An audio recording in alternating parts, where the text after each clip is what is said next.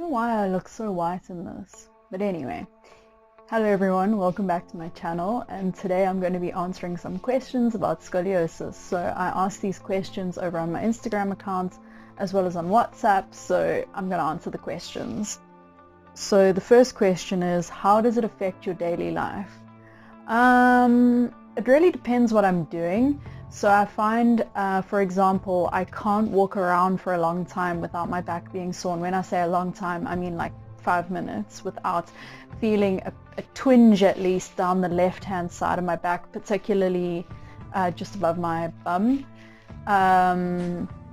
I suffer from headaches, although this kind of leads on to the next one. So how does it affect your academics? So as I've said, I kind of suffer with headaches from time to time, and when I say headaches, I mean excruciating headaches where I have to be lying down in a dark room, heating pack on the face, that kind of headache.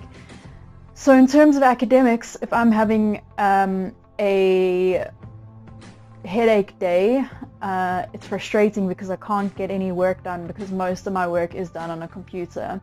So I'm currently doing my honors in history, and especially with coronavirus and lockdown, most of my work takes place on computers. So that's how it affects it. I feel like I can't get work done when I'm not feeling well. I also get tired quite a lot. I don't know if that's general life making me tired or whether it's got to do with my scoliosis. Because what happens with scoliosis is that the chest cavity, for me in particular, my scoliosis, as I've said, is in the thoracic part of my spine, which is the top part of my spine. So it's squishing my chest cavity here, meaning that I've got less lung capacity. So whether it's got to do with not getting enough oxygen, the tiredness, I have no idea. But that remains to be seen. Have you ever felt bullied because of your condition? Not really. Not that I've been aware of. No one's bullied me to my face. People have made comments like, your back looks really scary, which kind of irritates me. I didn't know your back was so bad. Oh, I don't notice it. If you don't have, like, people only notice it if I have my shirt off or if I'm wearing something tighter or a costume, which again is kind of annoying because it feels like it takes away from the pain that I experience. How much pain were you in every day, or are you in every day? Again, like I said, it really depends on what I'm actually doing.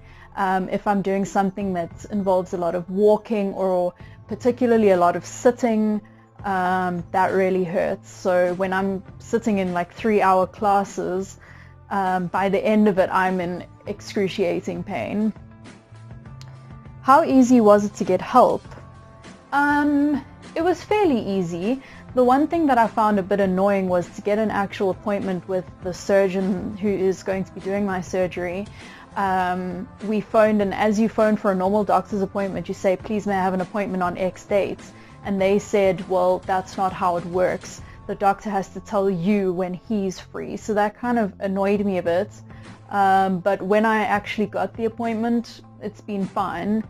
The one thing about having scoliosis in South Africa is, as far as I've been told, there are only 2 surgeons who operate on spines in South Africa, one in Cape Town and one in Durban. And a lot of people told me that I should go and see the guy in Cape Town, but it just wasn't financially viable, having to fly all the way there, stay in a hotel, etc., etc. And especially having to travel for the actual surgery, it didn't make sense to me. So in terms of that, I'm lucky that I'm in Durban, that I live in Durban, that I was able to see a doctor here. Does it affect your sleep? Not really. I do sometimes wake up in the morning with like an excruciating neck. But I think that someone once told me that people who are in pain are constantly tense. So I think I sleep like this and then end up with a very sore neck in the morning, which isn't fun. But I don't think that's it's an indirect result, not a direct result. Did you have to go for therapy for your back? Yes and no. I've done biokinetic therapy before, which didn't do too much. I went for chiropractics. When was that? About 2 or 3 years ago at this point, because I was starting to get quite intense neck pain, and that's the same time that my headache started. And again, the chiropractor I saw was almost scared to do any corrections on me because my scoliosis was quite severe.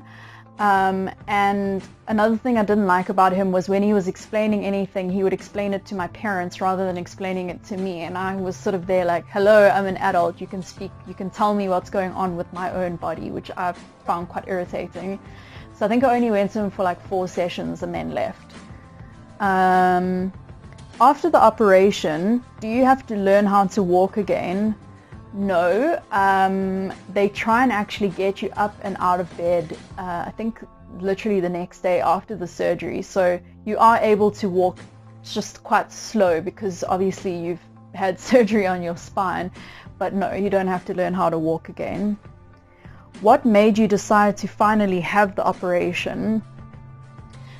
A lot of people want to go for surgery because of aesthetic purposes, and I have to say, for me, there's absolutely no aesthetics involved. I don't really, because I can't see my back, I don't really care what it looks like.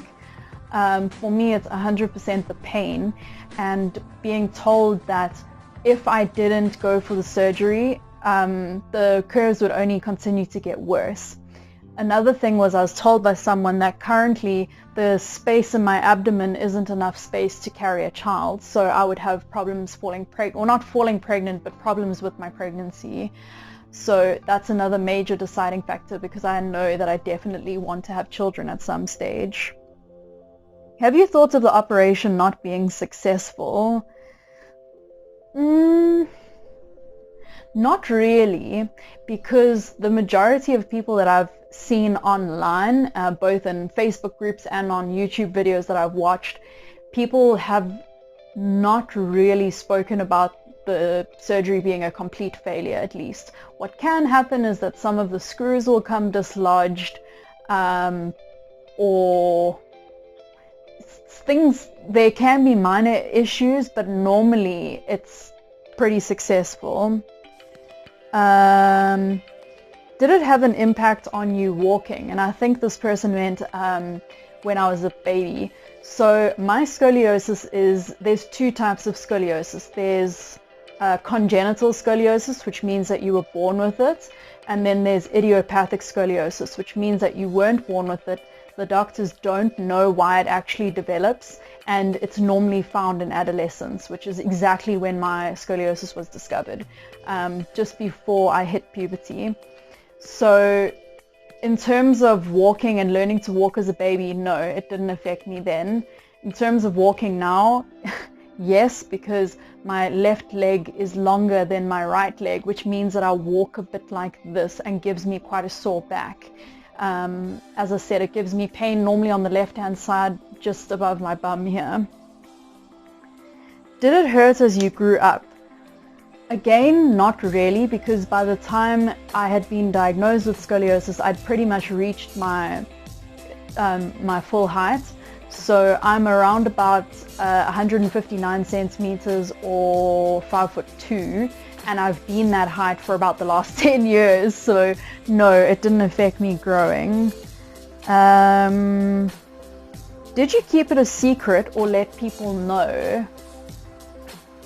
I can't remember actually. I probably kept it a secret for a while because I didn't know anyone with scoliosis, and I was so scared of what was happening to me, and I was angry, I guess. I thought, you know, why is my body like this? Why do I have to be the different child whose body doesn't work like everyone else's?